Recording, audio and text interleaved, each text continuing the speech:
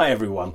In my preview for this week ahead in markets, I have a laser-like focus on the ECB meeting and what it could mean for the euro.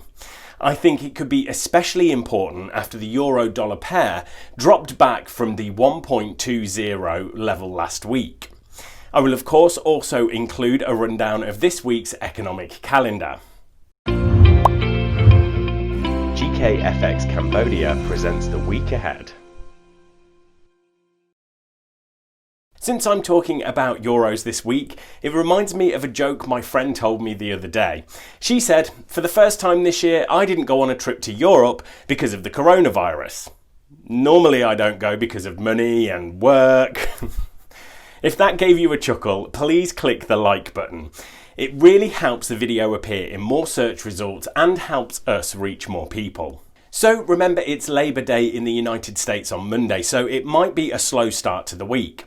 We have China trade data up front, where the country's trade surplus is expected to drop by over a third in August, with import and export set to decline. China also releases foreign reserves data and Japan updates on Q2 GDP.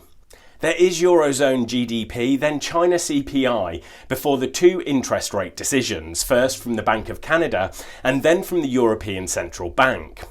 The big one at the end of the week will be US inflation stats for August. So, as we know, the euro struck two-year highs at 1.20 last week. That last leg up was at the expense of a weak dollar after Jay Powell said the Federal Reserve was moving to a more flexible average inflation targeting policy, implying it would keep interest rates lower for longer. The euro has since pulled back from that big level. I think for two reasons. One is that the barrier options were likely triggered around 1.20 and caused some technical selling at the round number. Two is that we have the ECB meeting this week. So let's hone in on reason number two. What made this meeting extra interesting is the comment made by ECB chief economist Phil Lane. It was a pretty clear-cut example of jawboning. That's when a policymaker talks about a currency value in order to affect its value. Lane said the euro-dollar rate does matter. He explained why in terms of monetary policy, but that's not really the point. The ECB are clearly concerned that the strong euro will harm the economic recovery of the eurozone. I would add on top that the strong euro is probably dampening the rise in the European stock markets too. So the ECB have talked the talk, but will they walk the walk? Well, yes and no. I think more talking might be enough.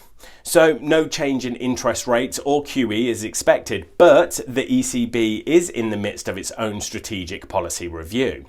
If the ECB even hints that it will follow suit with the Fed and make its own pivot towards AIT, then that might be enough to pull down the euro. If they don't say anything and try to play the let's wait and see card again, that could mean the euro uptrend continues. Right, thanks everyone, good luck trading and make sure to subscribe to our channel so you don't miss the next video.